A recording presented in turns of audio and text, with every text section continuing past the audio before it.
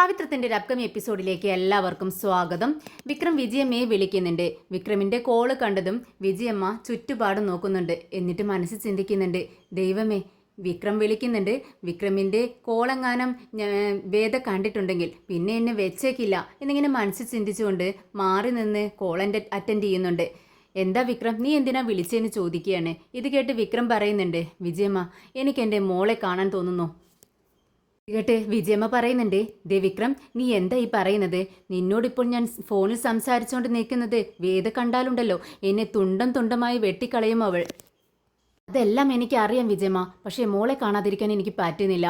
എനിക്ക് ഇടയ്ക്ക് മോളെ കാണണം. പ്ലീസ് വിജയമ്മ, എന്ത് ചെയ്യും എന്ന് ചോദിക്കുമ്പോൾ വിജയമ്മ പറയുന്നുണ്ട്, വിക്രം, ദേ മോളിപ്പോൾ ടെറസിൽ വേദിയോടൊപ്പം കളിച്ചുകൊണ്ടിരിക്കുകയാണ്. ഇത് കേട്ട് വിക്രം ചോദിക്കുന്നുണ്ട്, വിജയമ്മ, നിങ്ങൾ മോളോട് സംസാരിച്ചോ? അവൾ എന്നെപ്പറ്റി എന്തെങ്കിലും പറഞ്ഞോ? ഇല്ല വിക്രം, ആരോടും ഒന്നും പറഞ്ഞിട്ടില്ല. അവളോട് ഒരു കാര്യം ആരോടും പറയരുതെന്ന് പറഞ്ഞാലുണ്ടല്ലോ പിന്നീട് ആര് ചോദിച്ചാലും അതിനെപ്പറ്റി ഒന്നും പറയത്തില്ല. അവൾ അങ്ങനെയാണ്, വേദ അങ്ങനെയാണ് വളർത്തി വെച്ചിരിക്കുന്നത്. ഇത് കേട്ട് വിക്രം പറയുന്നുണ്ട്, അത് എനിക്കറിയാം വിജയമ്മ. സുഡറിനെ എന്നോട് എത്രമാത്രം ഇഷ്ടമുണ്ടെന്നറിയാമോ? പക്ഷേ എന്നിട്ടും ഞാൻ നിന്റെ അമ്മ ആരാണെന്ന് ചോദിക്കുന്ന നിമിഷത്തിൽ അവൾ ഒരു സംശയം കൂടാതെയാണ് എൻ്റെ അമ്മ വിജയമ്മയാണെന്ന് പറയുന്നത്. എന്തു ചെയ്യാം, വേദ അവളെ അങ്ങനെയാണ് പറഞ്ഞ് മനസ്സിലാക്കി വെച്ചു കൊടുത്തിരിക്കുന്നത്. ആര് ചോദിച്ചാലും ഇങ്ങനെ പറയണമെന്ന് പറഞ്ഞാൽ അവൾ എന്തു ചെയ്യും? ഇത് കേട്ട് വിക്രം പറയുന്നുണ്ട്, എനിക്കറിയാം, പക്ഷേ ഒരുപാട് വിഷമം തോന്നിയത് എന്നെപ്പറ്റി അവളെ തെറ്റിദ്ധരിപ്പി വെച്ചിരിക്കുകയാണ് വേദ. ഒരു അച്ഛനായ എൻ്റെ മനസ്സ് എത്രത്തോളം അത് കേട്ടപ്പോൾ വേദനിച്ചു എന്ന് അറിയോ നിങ്ങൾക്ക്? ദേ വിക്രം, ഇതൊക്കെ എത്രയോ തവണ നമ്മൾ തമ്മിൽ സംസാരിച്ചു കഴിഞ്ഞതല്ലേ, വീണ്ടും ഇതിനെപ്പറ്റി സംസാരിക്കാനാണോ നിങ്ങൾ വിളിച്ചത്?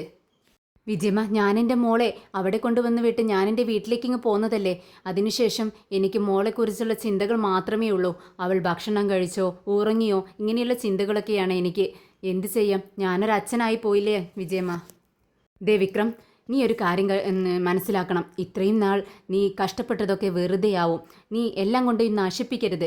ദേ, നീ അച്ഛനാണ്, സുഡറിൻ്റെ അച്ഛനാണെന്നുള്ള വിവരം നീ അറിഞ്ഞു കഴിഞ്ഞു എന്നുള്ളത് വേദ അറിയാൻ പാടില്ല. അറിഞ്ഞു കഴിഞ്ഞാൽ ആ നിമിഷം അവൾ മോളെയും കൊണ്ട് ഇവിടെ നിന്നും നാട് വിടും. അത് നിനക്കറിയാമല്ലോ. അതുകൊണ്ട് കുറച്ച് ക്ഷമിക്കുന്നേ. ശരി വിജയമ്മ, നിങ്ങൾ പറയുന്നത് പോലെയൊക്കെ ചെയ്യാൻ ഞാൻ ശ്രമിക്കാം. പിന്നെ ഇത് കേട്ട് വിജയമ്മ പറയുന്നുണ്ട്, ദേ വിക്രം, പിന്നെ മോളും ഇക്കാര്യമൊന്നും അറിയാൻ പാടില്ല. നീ വിഷമിക്കണ്ട, മോളുടെ കാര്യങ്ങളെല്ലാം ഞാൻ നേരാവണ്ണം ചെയ്തോളാം. എന്താ, നിനക്ക് സമാധാനമായോ? പിന്നെ എപ്പോഴും ഇങ്ങനെ വിളിക്കണ്ട. അവൾക്ക് ഒഴിവുള്ള സമയത്ത് ഞാൻ ഫോൺ ചെയ്ത് അവളുടെ കയ്യിൽ കൊടുക്കാം. ആ സമയത്ത് നിനക്ക് അവരോട് സംസാരിക്കാം. ശരിയെന്ന് പറഞ്ഞുകൊണ്ട് വിക്രം കോള് കട്ട് ചെയ്യുന്നുണ്ട്. വേദ ഒരു ഫയൽ നോക്കിക്കൊണ്ടിരിക്കുകയാണ്. ഇതേ സമയം ശങ്കരനാരായണൻ അങ്ങോട്ടേക്ക് വരുന്നുണ്ട്. വളരെ സങ്കടത്തോടു കൂടിയാണ് വരുന്നത്. വേദയെ കണ്ടതും ചോദിക്കുന്നുണ്ട്, വേദ എവിടെ, എൻ്റെ പേരക്കുട്ടി എവിടെ? അവളെ ഇങ്ങ് വിളിക്ക്, ഞാനൊന്ന് കാണട്ടെ. അവളെ കാണാതായി എന്ന് അറിഞ്ഞതിന് ശേഷം എനിക്കൊരു സമാധാനം ഉണ്ടായിരുന്നില്ല. ഞാനിവിടെ നാട്ടിലില്ലാത്തത് കാരണമാണ് ഇത്രയും ദിവസം ഞാൻ വരാതിരുന്നത്. മോൾ എവിടെ, എനിക്കിപ്പോൾ തന്നെ കാണണം എന്ന് പറയുന്നു. ഇത് കേട്ടതും വേദ പറയുന്നുണ്ട്, അച്ഛാ ഒന്ന് ക്ഷമിക്കേ, മോളിതാ ഇപ്പം അങ്ങ് അകത്തേക്ക് പോയതേ ഉള്ളൂ. അവൾ കുറച്ച് റെസ്റ്റ് എടുക്കട്ടെ, കുറച്ച് നേരം കഴിഞ്ഞിട്ട് കണ്ടാൽ പോരെ എന്ന് ചോദിക്കുകയാണ്. ഇത് കേട്ടതും ശങ്കരനാരായണൻ ചോദിക്കുന്നുണ്ട്, അതെന്താ, എനിക്ക് അവളെ കാണാനുള്ള അവകാശമില്ലേ എന്ന് ചോദിക്കുമ്പോൾ വേദ പറയുന്നുണ്ട്, എന്താ അച്ഛ ഇങ്ങനെയൊക്കെ സംസാരിക്കുന്നത്? അച്ഛന് അവകാശമില്ലെന്നോ? അപ്പോഴേക്കും സുഡർ ശങ്കരനാരായണൻ്റെ സൗണ്ട് കേട്ടതുകൊണ്ട് വളരെ സന്തോഷത്തോടെ മുത്തശ്ശ എന്ന് വിളിച്ചുകൊണ്ട് റൂമിൽ നിന്നും ഓടി വരുന്നുണ്ട്. എന്നിട്ട് ശങ്കരനാരായണനെ കെട്ടിപ്പിടിക്കുന്നു. മോള് ശങ്കരനാരായണൻ്റെ അടുത്തിരിക്കുന്നുണ്ട്. അതുതന്നെ ശങ്കരനാരായണൻ ചോദിക്കുന്നുണ്ട്, അല്ല മോളെ, നിനക്ക് സുഖമല്ലേ? ഇത് കേട്ടതും മോള് പറയുന്നുണ്ട്, എനിക്ക് സുഖമാണ്. പോയപ്പോൾ നിന്നെ തട്ടിക്കൊണ്ടു പോയപ്പോൾ അവിടെ നിനക്ക് കുഴപ്പമൊന്നും ഉണ്ടായിരുന്നില്ലല്ലോ എന്ന് ചോദിക്കുമ്പോൾ മോള് പറയുന്നുണ്ട്, എനിക്ക് ഒരു കുഴപ്പം ഉണ്ടായിരുന്നില്ല മുത്തശ്ശ. എന്നെ രക്ഷിക്കാനേ നിൻ്റെ സിംബ വന്നിട്ടുണ്ടായിരുന്നു. സിംബ എന്നെ നന്നായിട്ട് നോക്കി. സുഡർ വളരെ ബഹുമാനത്തോടു കൂടി തന്നോട് സംസാരിക്കുന്നത് കേട്ട് ശങ്കരനാരായണൻ ചോദിക്കുന്നുണ്ട്, അല്ല എന്തു പറ്റി മോളെ, നീ വളരെ ബഹുമാനത്തോടെ കൂടിയാണല്ലോ എന്നോട് സംസാരിക്കുന്നത്. മുൻപ് ഇങ്ങനെയൊന്നും ആയിരുന്നില്ലല്ലോ, എന്തു പറ്റിയെന്ന് ചോദിക്കുകയാണ്. ഇത് കേട്ട് മോള് പറയുന്നുണ്ട്, ഇതെല്ലാം എനിക്ക് സിംബ പറഞ്ഞു തന്നതാണ് മുത്തശ്ശ. വയസ്സിന് മൂത്തവരോട് എങ്ങനെ സംസാരിക്കണം, വാപ്പോ എന്നൊന്നും പറയാൻ പാടില്ല എന്നൊക്കെ എനിക്ക് സിംബ പറഞ്ഞു തന്നതാണ്. അതുകൊണ്ട് ഇനി മുത്തശ്ശനെ ഞാൻ ആരെയും ഞാൻ പേരെടുത്ത് വിളിക്കുകയോ ഒന്നും ചെയ്യില്ല. ഞാൻ സ്നേഹത്തോടു കൂടി മാത്രമേ സംസാരിക്കുകയും നിങ്ങളോടൊക്കെ പെരുമാറുകയും ചെയ്യുള്ളൂ എന്ന് പറയുമ്പോൾ ശങ്കരനാരായണന് വളരെ സന്തോഷമാവുന്നുണ്ട്. അതിനിടയിൽ കണ്ണിൽ നിന്നും കണ്ണുനീരും വരുന്നുണ്ട് സന്തോഷം കൊണ്ട്. എന്നാൽ ഇതെല്ലാം കേട്ട് വേദ വളരെ വിഷമത്തോടു കൂടി തന്നെ ഇങ്ങനെ നോക്കിക്കൊണ്ടിരിക്കുന്നുണ്ട്.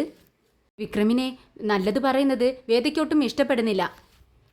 ഇതേ സമയം നന്ദിനി ആരോടോ ഫോണിൽ സംസാരിച്ചുകൊണ്ടിരിക്കുകയാണ്. അപ്പോഴേക്കും വിനയൻ അങ്ങോട്ടേക്ക് കയറി വരുന്നുണ്ട്. ഫോൺ കട്ടാക്കി വേഗം തന്നെ കമലാമ്മയുടെ അടുത്തേക്ക് ചെല്ലുന്നുണ്ട് നന്ദിനി. എന്നിട്ട് ഇങ്ങനെ പറയുന്നുണ്ട്, അമ്മേ എന്തായാലും വിക്രം ഈ വീട്ടിലെ മകനാണെന്ന് പറഞ്ഞിട്ട് എന്താ കാര്യം? അമ്മയുടെ മകനാണെന്ന് പറഞ്ഞിട്ടും കാര്യമൊന്നുമില്ല. അവൻ്റെ ജീവിതത്തിൽ നടക്കുന്ന കാര്യങ്ങൾ വല്ലതും അമ്മ അറിയുന്നുണ്ടോ? ഇത് കേട്ട് കമലാമ്മ ചോദിക്കുന്നുണ്ട്, അല്ല നന്ദിനി, നീ പുതുതായി എന്താണ് കണ്ടുപിടിച്ചത്? കേൾക്കട്ടെ. ഇത് കേട്ട് നന്ദിനി പറയുന്നുണ്ട്, ഓഹോ, ഞാൻ കണ്ടുപിടിക്കുന്നതാണോ ഇപ്പോഴത്തെ പ്രശ്നം? അല്ലാതെ അവനുണ്ടാക്കുന്ന പ്രശ്നങ്ങളൊന്നും അല്ല അല്ലേ? അവൻ പ്രശ്നങ്ങൾ ഉണ്ടാക്കുന്നു, അത് ഞാൻ കണ്ടുപിടിക്കുമ്പോഴാണ് നിങ്ങൾക്ക് പ്രശ്നം. എന്നാൽ ഇത് കേട്ട് വിനയം പറയുന്നുണ്ട്, നന്ദിനി, നീ ഒരു ബോംബ് വായിൽ വെച്ചിട്ടാണ് സംസാരിക്കുന്നത് എനിക്ക് മനസ്സിലായി. പക്ഷേ അത് പൊട്ടിക്കുന്ന സമയത്ത് വളരെ ആലോചിച്ച് വേണം പൊട്ടിക്കാൻ. കേട്ടോ നന്ദിനി? ഇത് കേട്ട് കമലാമ്മ പറയുന്നുണ്ട്, ദേ വിനയ, നീ മിണ്ടാതിരിക്കെ. അവൾ വിക്രമിനെ കുറിച്ച് എന്തോ പറയാൻ വേണ്ടി വരുവാണ്. നീ എന്തിനാ ഇടയിൽ കയറി സംസാരിക്കുന്നത്? എന്താണെങ്കിലും അവൾ പറയട്ടെ. വിശ്വൻ നന്ദിനിയോട് പറയുന്നുണ്ട്, നന്ദിനി, എന്താണെങ്കിലും നീ പറ, ഞങ്ങൾ കേൾക്കാം. എന്തിനാ ഇങ്ങനെ വളച്ചുകെട്ടില്ലാതെ പറ. ഇത് കേട്ടിട്ട് നന്ദിനി പറയുന്നുണ്ട്, ചേട്ടാ, നമ്മുടെ വീട്ടിലുള്ളവർ മാത്രമേ അറിയാതുള്ളൂ. നാട്ടുകാരെല്ലാം അറിഞ്ഞു. എല്ലാവരും എന്താ പറയുന്നതെന്ന് അറിയാമോ?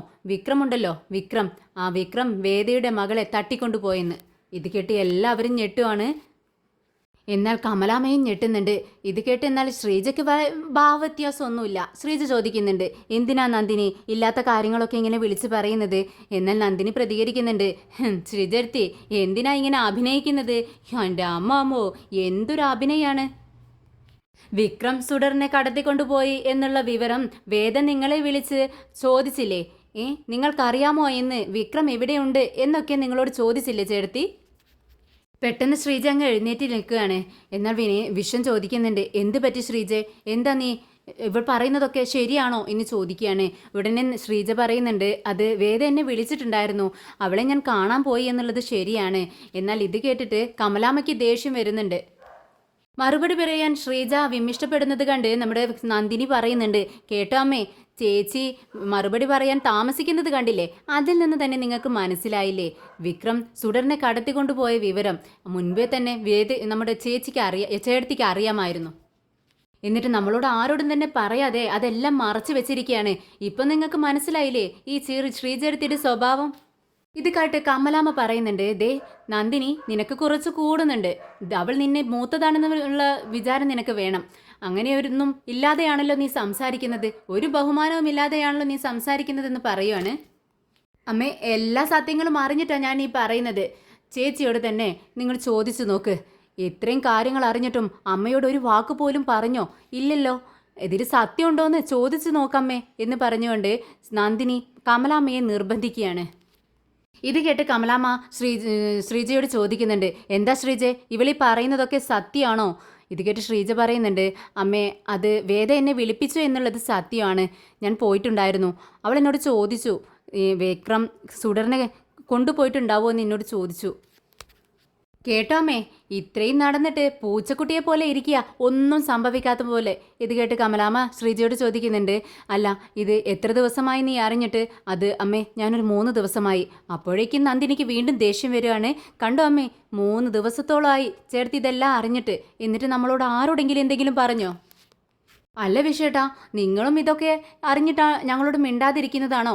ചേച്ചി നിങ്ങളോട് പറഞ്ഞിട്ടുണ്ടാവുമല്ലോ എന്നിങ്ങനെ നന്ദിനി ചോദിക്കുകയാണ്. ഇത് കേട്ട് വിശ്വത്തിന് ആകെ വല്ലാണ്ടാവുകയാണ്. വിശ്വ ഒരു സത്യവും അറിഞ്ഞിട്ടില്ല. ഇത് കേട്ട് എന്തായാലും വിശ്വം ശ്രീജയോട് ചോദിക്കുന്നുണ്ട്, ശ്രീജെ, എന്നോട് നീ ഇതൊക്കെ മറക്കണമായിരുന്നോ? നിനക്ക് എന്നോടെങ്കിലും പറയാമായിരുന്നു. അത് വിശ്വേട്ടാ, ഈ വീട്ടിൽ ഇതല്ലാതെ തന്നെ എത്രയോ പ്രശ്നങ്ങളുണ്ട്. അതിൻ്റെ കൂടെ ഈ ഒരു പ്രശ്നം കൂടി പറഞ്ഞ് ആകെ വിഷമത്തിലാക്കണ്ട എല്ലാവരും എന്ന് വിചാരിച്ചാ ഞാൻ പറയാതിരുന്നതെന്ന് പറയുകയാണ്. ഉടനെ നന്ദിനി കയറി പ്രശ്നം ഉണ്ടാക്കുകയാണ്. ഓ, നിങ്ങൾ പറഞ്ഞില്ലെങ്കിൽ പിന്നെ ഇവിടെ പ്രശ്നങ്ങളൊന്നും ഉണ്ടാവില്ലല്ലോ. ഇപ്പോൾ ഇതെല്ലാവരും അറിഞ്ഞില്ലേ? നീ എന്തുകൊണ്ട് ഇത്രയും നാൾ ഇത് പറഞ്ഞില്ല എന്നിങ്ങനെ കമലാമ്മ ചോദിക്കുന്നുണ്ട്. ഇത് കേട്ട് ശ്രീജയ്ക്ക് മറുപടി ഒന്നുമില്ല. ശ്രീജ തല താഴ്ത്തി താഴേക്ക് നോക്കിക്കൊണ്ട് നിൽക്കുകയാണ്. പെട്ടെന്ന് കമലാമ്മ ചോദിക്കുന്നുണ്ട്, അവൻ തിരിച്ചു വന്നോ? അതെ, വന്നിട്ടുണ്ടമ്മേ, വീട്ടിലുണ്ടെന്ന് നന്ദിനി പറയുന്നു. ഉടനെ വളരെ ദേഷ്യത്തോടു കൂടി കമലാമ്മ പുറത്തേക്ക് ഇറങ്ങി പോകാൻ വേണ്ടി നിൽക്കുകയാണ്. ഉടനെ വിശ്വം പറയുന്നുണ്ട്, അമ്മ തനിയെ പോകണ്ടമ്മേ, ഞാനും കൂടെ വരാം. എന്നാൽ ആരും വരണ്ട എന്ന് പറഞ്ഞ് കമലാമ്മ ദേഷ്യത്തോടെ പുറത്തേക്ക് ഇറങ്ങി പോവാണ്. ഇത് കണ്ടതും വിശ്വം ശ്രീജയോട് പറയുന്നുണ്ട്, ശ്രീജ നീ അമ്മയുടെ പിറകെ വേഗം ചെല്ല്, അമ്മ തനിയെ പോകുന്നത് പ്രശ്നമാണ്, ആകെ പ്രശ്നമാവും, അമ്മ എങ്ങോട്ടാ പോകുന്നതെന്ന് പോലും അറിയില്ല, അമ്മ സുഖമില്ലാണ്ടിരിക്കുന്നതല്ലേ എന്ന് പറയാണ്. നിൽക്കമ്മേ എന്ന് പറഞ്ഞുകൊണ്ട് ശ്രീജ പിറകെ ഓടുന്നുണ്ട്. കമലാമ്മ പുറത്തേക്ക് പോയതും വിനയൻ ദേഷ്യത്തോടെ നന്ദിനിയുടെ അടുത്തേക്ക് വരുന്നുണ്ട്. നന്ദിനി, സമാധാനത്തോടെ ഇരിക്കുന്ന കുടുംബത്തിൽ ഗുണ്ടു പൊട്ടിക്കുന്നതാണ് നിന്റെ സ്വഭാവം അല്ലേ? ഇതൊക്കെ നല്ലതാണോ? ഇതെന്നാ നിന്റെ ഈ ഒരു സ്വഭാവം മാറുന്നത്? ഞാനാണോ ഗുണ്ടു പൊട്ടിക്കുന്നത്? നിങ്ങളുടെ അനിയനല്ലേ ആ കുട്ടിയെ തട്ടിക്കൊണ്ട് പോയത്? ആ വിവരം ഞാനിവിടെ വന്ന് പറഞ്ഞപ്പോൾ ഇപ്പം ഞാനായി ഗുണ്ടു പൊട്ടിക്കുന്നതല്ലേ? മിണ്ടാതിരുന്നോണം, ഇല്ലെങ്കിൽ എൻ്റെ വായിലിരിക്കുന്നതൊക്കെ നിങ്ങൾ കേൾക്കേണ്ടി വരുമെന്ന് നന്ദിനി പറയുന്നുണ്ട്. ഇത് കേട്ട് നമ്മുടെ വിനയൻ കൈകൂപ്പി ദൈവത്തോട് പ്രാർത്ഥിക്കുന്നുണ്ട്, ദൈവമേ ഈ കുടുംബത്തെ നീ കാത്തോളണേന്ന്. ഇതേ സമയം ശങ്കരനാരായണൻ സുഡറും ഒരുപാട് നേരം കളിക്കുന്നുണ്ട്. അതിനിടയിൽ ഒരു കോള് വരുന്നുണ്ട്. ഞാനിതാ വരുന്നു, എൻ്റെ ഒരു റിലേറ്റീവിൻ്റെ വീട്ടിലാണ് ഞാൻ ഉള്ളതെന്ന് ശങ്കരനാരായണൻ കളവ് പറയുന്നു. മോള് കേൾക്കേണ്ട എന്ന് വിചാരിച്ചിട്ടാണ് ശങ്കരനാരായണൻ അങ്ങനെ പറയുന്നത്. മോള് ചിരിച്ചുകൊണ്ടിരിക്കുന്നുണ്ട്. അങ്ങനെ വിജയമ്മ ഒരു കപ്പ് കാപ്പിയുമായി വരുന്നുണ്ട്. പലഹാരം കഴിക്കാൻ വേണ്ടി ശങ്കരനാരായണനെ ക്ഷണിക്കുന്നുണ്ട്. എനിക്കൊന്നും വേണ്ട വിജയമ്മ എന്ന് പറയുകയാണ്. അങ്ങനെ മോളുമായി വേദയുടെ അടുത്തേക്ക് വരികയാണ് ശങ്കരനാരായണൻ. ഞാൻ പോട്ടെ എന്ന് പറയുന്നുണ്ട്. ശരി, എനിക്ക് നിന്നോട് അല്പം സംസാരിക്കാനുണ്ട് വേദ എന്ന് പറയുകയാണ്. എന്നിട്ട് മോളുടെ മുഖത്തേക്ക് നോക്കുന്നുണ്ട്. വേദ ചോദിക്കുന്നുണ്ട്, എന്താണ് പറയാനുള്ളത്? ഉടനെ ശങ്കരനാരായണൻ മോളോട് പറയുന്നുണ്ട്, മോളെ നീ അകത്ത് പോയി കളിക്ക്, എനിക്ക് നിന്റെ അമ്മയോട് കുറച്ച് സംസാരിക്കാനുണ്ട്. തുടർ അങ്ങനെ അകത്തേക്ക് കയറി പോകുന്നുണ്ട്. ഇതേ സമയം വേദ തിരിഞ്ഞു നിൽക്കുവാണ്. മുഖം അല്പം ഗൗരവത്തോടു കൂടി തന്നെ കയറ്റിപ്പിടിച്ച് നിൽക്കുന്നുണ്ട്. ഇത് കണ്ടതും ശങ്കരനാരായണൻ പറയുന്നുണ്ട്, നിന്റെ മുഖം കാണുമ്പോൾ തന്നെ എനിക്കറിയാം ഞാൻ എന്താണ് പറയാൻ പോകുന്നത് എന്നുള്ളത് നീ മുൻകൂട്ടി തന്നെ അറിഞ്ഞിരിക്കുന്നു. അതെ അച്ഛാ, നിങ്ങൾ എന്താണ് പറയാൻ പോകുന്നതെന്ന് എനിക്കറിയാം. അതിനെപ്പറ്റി നിങ്ങൾ എന്നോട് സംസാരിക്കേണ്ട ആവശ്യമില്ല. ആരുടെ വായ വേണമെങ്കിലും നിനക്ക് മൂടിക്കെട്ടാം, പക്ഷേ ഞാൻ നിന്റെ അച്ഛനാണ്. എനിക്ക് നിന്റെ ജീവിതത്തെക്കുറിച്ചും ഒരു സങ്കല്പങ്ങളുണ്ട്. അതുകൊണ്ട് എനിക്ക് നിന്നോട് സംസാരിച്ചേ പറ്റൂ. പക്ഷേ അത് ഞാൻ കേട്ടു നിൽക്കണമെന്ന് നിങ്ങൾ വാശി പിടിക്കരുത് അച്ഛാ എന്ന് വേദ പറയുന്നുണ്ട്. ഇത് കേട്ട് ശങ്കരനാരായണൻ പറയുന്നുണ്ട്, നിന്നെ ഉപദേശിക്കേണ്ടത് എൻ്റെ അവകാശമാണ്. അത് ഞാൻ പറഞ്ഞിരിക്കും. അത് കേൾക്കണോ എന്നുള്ളത് നീ തീരുമാനിക്കണം. സുഡറിനെ രക്ഷിച്ചത് ആരാ വേദ എന്ന് ചോദിക്കുമ്പോൾ വേദ പറയുന്നുണ്ട്, ആരാണ് കടത്തിക്കൊണ്ടുപോയത് എന്ന് അറിയില്ല, പിന്നെ എന്തിനാണ് രക്ഷിച്ച ആളെ പറ്റി പറയുന്നത്? ഇത് കേട്ട് ശങ്കരനാരായണൻ പറയുന്നുണ്ട്, ആര് വേണമെങ്കിലും തട്ടിക്കൊണ്ടു പോകട്ടെ, പക്ഷേ അവളെ രക്ഷിച്ചത് ആരാണ്? നിന്നെയും മോളെയും ഓരോ ആപത്തിൽ നിന്നും അവൻ രക്ഷിക്കുന്നില്ലേ? നിങ്ങളെ രണ്ടുപേരെയും ചുറ്റി അവൻ ജീവിക്കുന്നു. ആ ആളെക്കുറിച്ച് പറയാൻ നിനക്ക് വാക്കുകളില്ലേ മോളെ? എന്തിനാണച്ചാ ആവശ്യമില്ലാതെ ഇതിനെക്കുറിച്ചൊക്കെ സംസാരിച്ചുകൊണ്ടിരിക്കുന്നത്? എനിക്കതിനെക്കുറിച്ച് പറഞ്ഞേ പറ്റുമോ മോളെ? ഇപ്പോൾ ഞാൻ 1 മണിക്കൂർ നേരമായി വന്നിട്ട്, ഇത്രയും നേരം മോള് എത്ര തവണ സിംബ എന്ന് പറഞ്ഞു എന്ന് എനിക്കറിയില്ല. അത്രയും തവണ പറഞ്ഞിട്ടുണ്ട്. അവൾക്ക് അവൻ്റെ മേൽ അത്രയ്ക്ക് സ്നേഹമാണ്, എനിക്കത് മനസ്സിലാവുന്നുണ്ട്. ഇത് കേട്ട് വേദ ദേഷ്യത്തോടെ പറയുന്നുണ്ട്, അവൻ്റെ ആ സ്നേഹം എൻ്റെ മകൾക്ക് വേണ്ട എന്ന് ഞാൻ അങ്ങ് തീരുമാനിച്ചു. എന്താ മോളെ ഇത്? നിനക്ക് എല്ലാം അറിയുന്നതല്ലേ, നിയമത്തെക്കുറിച്ച് അറിയുന്നതല്ലേ? അവനൊരച്ഛനാണ്, നീ അമ്മയാണെങ്കിലും ഒരു അച്ഛൻ്റെ സ്നേഹം അനുഭവിക്കേണ്ട പ്രായമാണ് അവളുടേത്. അതുകൊണ്ട് അത് നിഷേധിക്കാനുള്ള അവകാശം നിനക്കില്ല.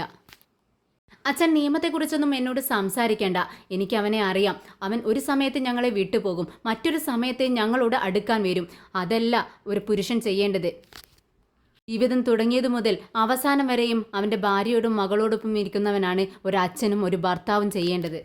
ഇത്രമാത്രം ഉത്തരവാദിത്തമില്ലാത്ത ഒരച്ഛനെ എൻ്റെ മോൾക്ക് ആവശ്യമില്ല. ഇത് കേട്ട് ശങ്കരനാരായണൻ പറയുന്നുണ്ട്, മോളെ നീ അവനെ ഇഷ്ടമില്ലെന്ന് പറയുന്നു, എപ്പോഴും നാക്കെടുത്താൽ അവനെ കുറ്റം പറയുന്നു. പക്ഷേ നിന്റെ മനസ്സിൻ്റെ ഒരു കോണിൽ അവനോടുള്ള സ്നേഹമുണ്ട്. എൻ്റെ മുന്നിൽ നിനക്കത് മറച്ചു പിടിക്കാൻ കഴിയില്ല, എനിക്കത് കാണാൻ കഴിയുന്നുണ്ട്. ഇത് കേട്ട് വേദ പറയുന്നുണ്ട്, അച്ഛൻ പറഞ്ഞത് ശരിയാണ്, എനിക്ക് അവനോട് സ്നേഹം ഉണ്ടായിരിക്കാം. അത് എന്തുകൊണ്ടാണെന്നറിയാമോ? ഞാനൊരു സമയത്ത് അവനെ അത്രമാത്രം സ്നേഹിച്ചിരുന്നു. അതുകൊണ്ട് എൻ്റെ മനസ്സിൻ്റെ ഏതെങ്കിലും കോണിൽ അവനോടുള്ള സ്നേഹം ഉണ്ടായിരിക്കാം. പക്ഷേ അതിനപ്പുറം അത്രമാത്രം അതിൻ്റെ 10 ഇരട്ടി ദേഷ്യം അവനോട് എനിക്കിപ്പോഴുണ്ട്. അതുകൊണ്ട് തന്നെ എനിക്കവനെ വേണ്ട അച്ഛാ, എനിക്ക് അവനോടൊപ്പം ജീവിക്കണ്ട. എന്തിനാ മോളെ ഇത്രയും വാശി? അവൻ കണ്ടില്ലേ എത്രമാത്രം നിങ്ങളോട് സ്നേഹം കാണിക്കുന്നു, നിങ്ങളോടുള്ള ഉത്തരവാദിത്തം കണ്ടില്ലേ? എപ്പോഴും നിങ്ങളെ രണ്ടുപേരും ചുറ്റി നടക്കുന്നത് കൊണ്ടല്ലേ നിങ്ങൾക്ക് എന്തെങ്കിലും ഒരു ആപത്ത് വരുമ്പോൾ നിങ്ങളെ അതിൽ നിന്നും രക്ഷിക്കാൻ കഴിയുന്നത്. ഈ സമയം വരെയും അവനക്ക് അറിയില്ല സുഡർ മോൾ അവൻ്റെ മകളാണെന്ന്. എന്നിട്ടും അതറിയാതെ പോലും നിങ്ങളെ ഇത്രമാത്രം ഇഷ്ടപ്പെടുന്നുണ്ടെങ്കിൽ അത് അറിഞ്ഞു കഴിഞ്ഞാൽ അവൻ എത്രമാത്രം നിങ്ങളെ സ്നേഹിക്കുമായിരിക്കും.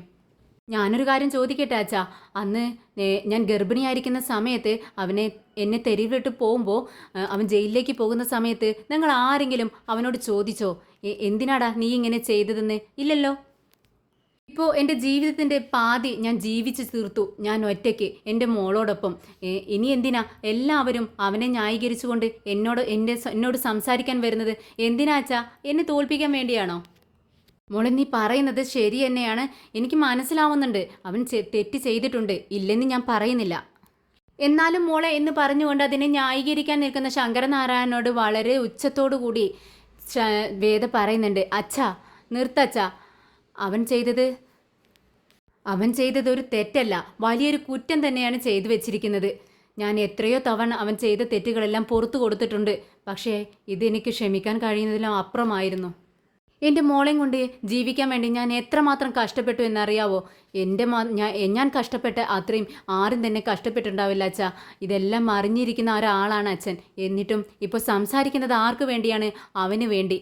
അപ്പോൾ ഞാൻ അനുഭവിച്ച കഷ്ടപ്പാടുകളൊന്നും ഒന്നുമല്ല അല്ലേ അച്ഛാ? ഞാൻ നിങ്ങളുടെ മകളല്ലേ? എന്നിട്ടും നിങ്ങൾ എപ്പോഴും സപ്പോർട്ടിനായി വരുന്നത് അവന് വേണ്ടി. എൻ്റെ കാര്യം നിങ്ങൾക്ക് ആർക്കും അറിയേണ്ട ആവശ്യമില്ല. എന്നെ സപ്പോർട്ട് ചെയ്യാൻ ആരുമില്ല. മതി അച്ഛാ മതി, എനിക്കിത് സഹിക്കാൻ കഴിയുന്നില്ല. അവനു വേണ്ടി സംസാരിക്കാൻ 1000 പേരുണ്ട്, പക്ഷേ എനിക്ക് വേണ്ടി സംസാരിക്കാൻ ആരും തന്നെ ഇല്ല എന്ന് പറഞ്ഞുകൊണ്ട് പൊട്ടിക്കരയാണ് വേദ. ഇത് ശങ്കരനാരായണന് സഹിക്കാൻ കഴിയുന്നില്ല. ഇല്ല മോളെ, ഞാൻ നിനക്ക് വേണ്ടി തന്നെയാണ് സംസാരിക്കുന്നത് എന്ന് ശങ്കരനാരായണൻ പറയുന്നുണ്ട്. പക്ഷേ വേദ പറയുന്നുണ്ട്, വേണ്ട അച്ഛാ വേണ്ട, മതി സംസാരിച്ചത്.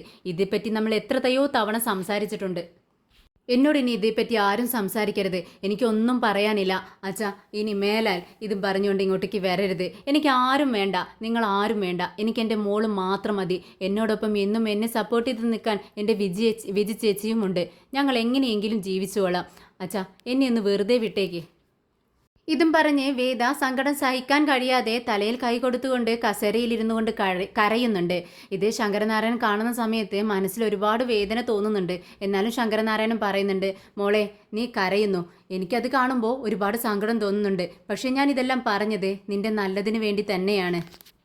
എന്നാൽ ഞാൻ പോകുന്നു എന്ന് പറഞ്ഞുകൊണ്ട് ശങ്കരനാരായണൻ പുറത്തേക്ക് ഇറങ്ങുന്നുണ്ട്. അവിടെ നിന്നും തിരിഞ്ഞു നിന്നുകൊണ്ട് വേദേ എന്ന് വിളിക്കുകയാണ്. വേദ തലപ്പൊക്കി നോക്കുന്നുണ്ട്.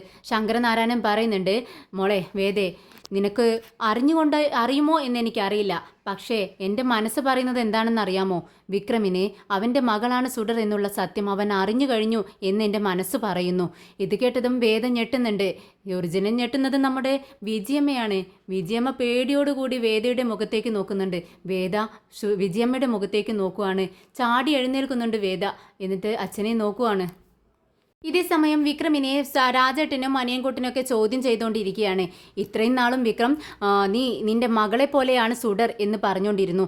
അവളെ കണ്ട നിമിഷം ഏതോ ഒരു കുഞ്ഞിനേക്കാളും വളരെയധികം അവളോട് സ്നേഹം തോന്നുന്നു. അത് എന്തുകൊണ്ടാണെന്നറിയില്ല, എൻ്റെ മകളെ പോലെ തോന്നുന്നു എന്നൊക്കെയല്ലേ നീ പറഞ്ഞിരുന്നത്. എന്നിട്ട് പെട്ടെന്ന് ഈ നിമിഷം നീ പറയുന്നു എൻ്റെ ആരുമല്ല അവളെന്ന്. ഞങ്ങൾക്കിതൊന്നും മനസ്സിലാവുന്നില്ല, നീ എന്തായി പറയുന്നതെന്ന് വിക്രമിനോട് ചോദിക്കുകയാണ്. ഉടനെ വിക്രം പറയുന്നുണ്ട്, ഞാൻ പറഞ്ഞത് ശരി തന്നെയാണ്. ഞാൻ പോയി അന്വേഷിച്ചറിഞ്ഞപ്പോൾ അത് എൻ്റെ മകളല്ല എന്ന് ഞാൻ തിരിച്ചറിഞ്ഞു. ഇത് തന്നെയാണ് എനിക്ക് പറയാനുള്ളത് എന്ന് പറയുകയാണ്. ഇത് കേട്ട് രാജേട്ടനും അനിയൻകുട്ടനെയൊക്കെ വീണ്ടും ചോദ്യം ചെയ്യുന്നത് കണ്ടപ്പോൾ വിക്രം പറയുന്നുണ്ട്, അല്ല നിങ്ങളൊക്കെ എന്നെ ക്വസ്റ്റ്യൻ ചെയ്യാനായി, നിങ്ങൾ അത്രയ്ക്കൊക്കെ വളർന്നു അല്ലേ എന്ന് ചോദിക്കുകയാണ്. എന്നാൽ ശരി, ഞങ്ങൾ പുറത്തേക്ക് പോവാണ് എന്ന് പറയുന്നു. അവൻ പോകാൻ വേണ്ടി നിൽക്കുന്ന നേരം വിക്രം പറയുന്നുണ്ട്, ആരും മദ്യപിച്ചിട്ട് ഇങ്ങോട്ടേക്ക് വരരുത്. ഇത് കേട്ട് അനിയൻകുട്ടൻ പറയുന്നുണ്ട്, ഓ നീ മദ്യപാനം നിർത്തി, അപ്പോൾ ഇനി ഞങ്ങളും അത് ചെയ്യാൻ പാടില്ല എന്നാണോ നീ പറയുന്നത്? എന്തായാലും രാജേട്ടൻ പറയുന്നുണ്ട്, വിക്രം നീ എന്നെ തൊട്ട് സത്യം ചെയ്യേ. സുഡർ നിന്റെ മകളല്ല എന്നുള്ളത് എന്നെ തൊട്ട് വേണം സത്യം ചെയ്യാൻ എന്ന് പറയുകയാണ്. എന്നാൽ വിക്രം പറയുന്നുണ്ട്, എന്തിനെക്കുറിച്ചാണ് സത്യം ചെയ്യേണ്ടതെന്ന് നിങ്ങൾക്ക് വല്ല ബോധ്യമുണ്ടോ? ഇങ്ങനെയൊക്കെ സത്യം ചെയ്യാൻ പാടോ രാജേട്ട എന്ന് പറയുമ്പോൾ കൺമണി അച്ഛനോട് പറയുന്നുണ്ട്, കണ്ടോ അച്ഛാ, ദേ വിക്രം സത്യം ചെയ്യുന്നില്ല. അതിൽ നിന്ന് തന്നെ നമുക്ക് മനസ്സിലാക്കിക്കൂടെ അവൻ സത്യങ്ങളെല്ലാം അറിഞ്ഞു കഴിഞ്ഞു എന്ന്. എന്നാൽ വിക്രം പെട്ടെന്ന് പറയുന്നുണ്ട്, ഞാൻ അവസാനമായി നിങ്ങളോട് എല്ലാവരോടും കൂടി പറയുവാണ്, വിസുഡർ എൻ്റെ മകളല്ല, അത് വിജയമ്മയുടെ മകളാണ്. ഇനി ഒരു തവണ കൂടി ഇതിനെക്കുറിച്ചൊരു സംസാരം ഉണ്ടാവാൻ പാടില്ല. എന്നാൽ അനിയൻകുട്ടൻ പറയുന്നുണ്ട്, എന്നാൽ ശരി, ഞങ്ങളത് വിശ്വസിക്കാം. പക്ഷേ ഈ സുഡർ അവരുടെ മകളാണെന്നുള്ളതിനുള്ള തെളിവ് എന്താ ഉള്ളത്? അത് കാണിക്കേ. ഇത് കേട്ടതും വിക്രമിന് ദേഷ്യം വരുവാണ്. വിക്രമിന് ദേഷ്യം വന്ന് അവൻ്റെ പിറകെ ഓടുന്നുണ്ട്. അനിയൻകുട്ടനാണെങ്കിൽ ജീവനും കൊണ്ട് പുറത്തേക്ക് ഓടാൻ വേണ്ടി നിൽക്കുന്ന സമയത്താണ് അവിടെ നിന്നും കമലാമ്മയും ശ്രീജയും കൂടി അകത്തേക്ക് കയറി വരുന്നത് കാണുന്നത്. പെട്ടെന്ന് വിക്രം അങ്ങ് സ്റ്റക്ക് ആവുന്നുണ്ട്.